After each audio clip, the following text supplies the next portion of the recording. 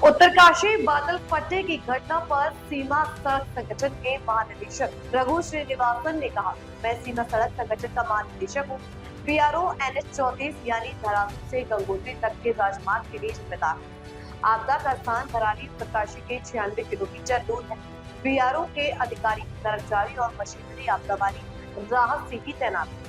देखिए, मैं director general सीमा सड़क संगठन हूँ और जो बीआरओ का कार्य है वो हमारा जो धरासू से लेके गंगोत्री का जो NH-34 राष्ट्रीय राजमार्ग है उसकी रिस्पॉन्सिबिलिटी बीआरओ के पास है। और ये सड़क जो अगर उत्तरकाशी से चलें तो जहाँ पर आपदा हुई है, परसों जो आपदा हुई है, महाआपदा, धराली का लोकेशन 96 किलोमीटर है।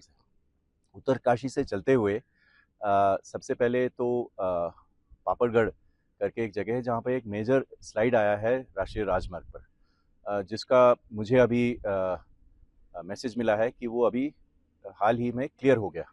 ये हम परसों रात से बीआरओ के जो अधिकारी, सबऑर्डिनेट और मशीनरी डिप्लॉयड है और मुझे खुशी है कि जो पापड़गढ़ का स्लाइड है वो क्लियर हो गया है।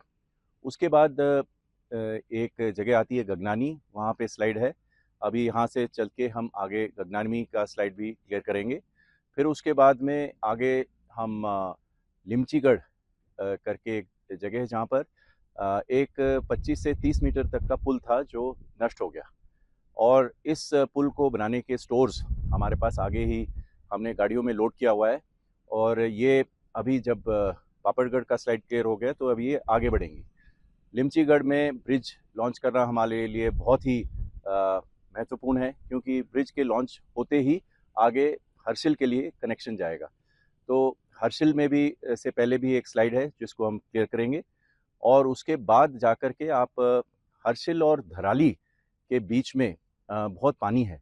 जैसा कि आपको मालूम है, धराली में ही सबसे ज़्यादा नुकसान हुआ है, और हमने वहाँ देखा कि अभी वहाँ पर काफ़ी पानी है।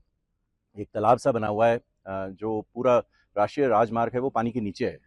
तो आज मेरा सौभाग्य था कि मैं माननीय मुख्यमंत्री श्री पुष्कर सिंह धामी जी से और माननीय मंत्री जी श्री अजय टामता जी से उत्तरकाशी में मेरी भेंट हुई, और उन्होंने मुझे बताया कि बीआरओ को किसी हालत में युद्ध स्तर पर ये कनेक्टिविटी बहाल करनी है, जिससे कि जो लाइट और हैवी व्हीकल हैं ये आगे जा कर के हर्षिल और धराली के एरिया में आगे तक जा पाए।